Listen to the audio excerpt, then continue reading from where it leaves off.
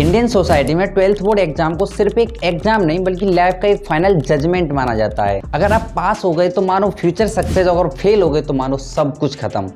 India जैसे competitive environment में जहाँ लिमिटेड अपॉर्चुनिटी और सोशल प्रेशर बहुत ज्यादा है, 12th में फेल होना सिर्फ एक एकेडमिक फेलियर नहीं होता, ये एक सोशल स्टिग्मा यानी सामाजिक कलंक बन जाता है और स्टूडेंट के लिए साइकोलॉजिकल क्राइसिस यानी मनोवैज्ञानिक संकट बन जाता है। लोग जज करते हैं, फैमिली एक्सपेक्टेशन प्रेशर बन जाती है और स्टूडेंट्स खुद को वर्थलेस फील करते हैं। और यहीं पर आता है एक इंपॉर्टेंट कंसेप्ट, एजिलियंस। और एजिलियंस का मतलब होता है फेल होने के बाद भी वापस खड़े होने की कैपेबिलिटी। रिसर्च बताती है कि सक्सेसफुल लोग वो नहीं होते जो कभी फेल नहीं होते, बल्कि वो होते हैं जो फेलियर के बाद भी कभी गिव अप नहीं करते। तो चलिए बात करते हैं कि ऐसे इंसान की जिसने फेलियर को सक्सेस में बदल दिया। IPS officer Manoj Kumar Sharma. खाने के पैसे हैं नहीं आईपीएस। हाँ बनूंगा।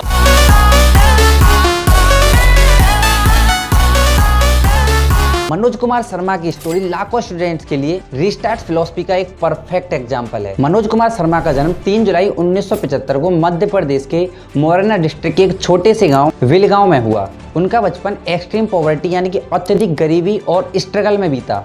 उनका गृह क्षेत्र चंबल ऐतिहासिक डकैती और कानून व्यवस्था की चुनौतियों के लिए जाना जाता है। मनोज शर्मा की शैक्षणिक यात्रा शुरुआत में नॉर्मल थी, लेकिन 12th बोर्ड एग्जाम उनकी लाइफ का सबसे बड़ा टर्निंग पॉइंट बन गया।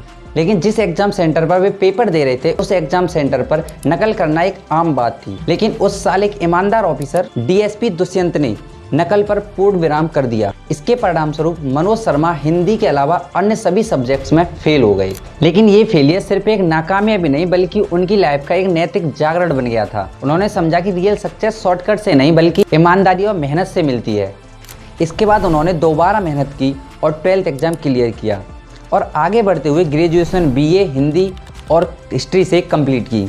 लेकिन अब यहाँ से शुरू होता है उनकी लाइफ का एक सबसे खतरनाक फेज, जहाँ उन्होंने टेम्पो ड्राइवर का काम किया, लाइब्रेरी में चपरासी की जॉब की और साथ में कुत्ते घुमाने का काम भी किया। लेकिन सफ़र यहीं ख़त्म नहीं होता है। वो अपनी यूपीएससी जर्नी में लगातार 3 बार फेल हुए और फाइनली चौथे अटेम्प्ट में उन्होंने 121वीं रैंक लाकर 2005 में आईपीएस ऑफिसर बन गए। अगर मनोज शर्मा सिस्टम के अंदर रहकर सक्सेस का एग्जाम्पल है, तो मैं ऐसे व्यक्ति की बात कर रहा हूं जिसने 12th के बाद ड्रॉप आउट लेने के बाद पूरे सिस्टम को बदलकर 2887 करोड़ का अपना खुद का एक एम्पायर खड़ा कर दिया। मैं बात कर रहा हूं पीडब्ल्यू फाउंडर अलक पांडे की।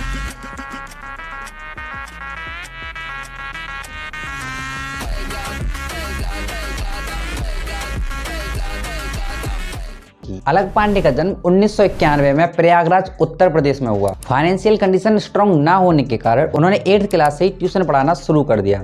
अलक पांडे एक ब्राइट स्टूडेंट होने के कारण उन्होंने इंजीनियरिंग एंट्रेंस क्लियर करके HBTU कानपुर में एडमिशन लिया। लेकिन 3rd ईयर में उन्हें रियलाइज हुआ कि उनका रियल इंटरेस्ट टीचिंग में है, ना कि इंजीनियरिंग में। और यहीं से उन्होंने एक बोल्ड डिसीजन लिया, कॉलेज ड्रॉप आउट। इसके बाद उन्होंने फिजिक्स पढ़ाना शुरू किया और 2014 में खुद का एक यूट्यूब चैनल लॉन्च किया, फिजिक्स वाला।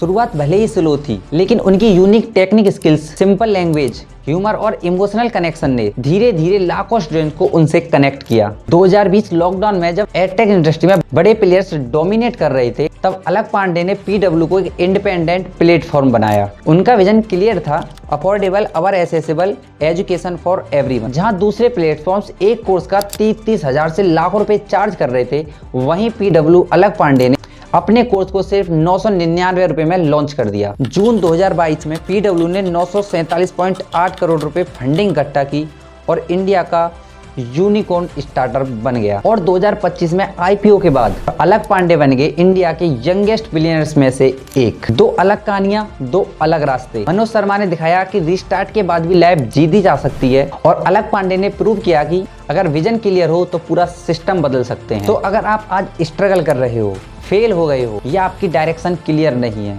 तो याद रखो ये कोई एंड नहीं है, यहीं से आपकी रियल जर्नी स्टार्ट होगी। सक्सेस उन्हीं को मिलती है जो गिरने के बाद भी खुद को दोबारा खड़ा करते हैं।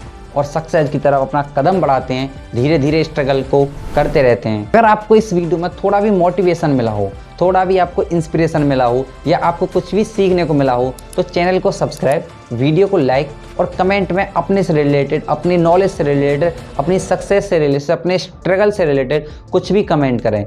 और अगर आप चाहते हो कि मैं नेक्स्ट वीडियो यूपीएससी पर बनाऊं या किसी भी अन्य टॉपिक पर बनाऊं तो आप कमेंट में वो टॉपिक जरूर लिख सकते हैं। जय हिंद।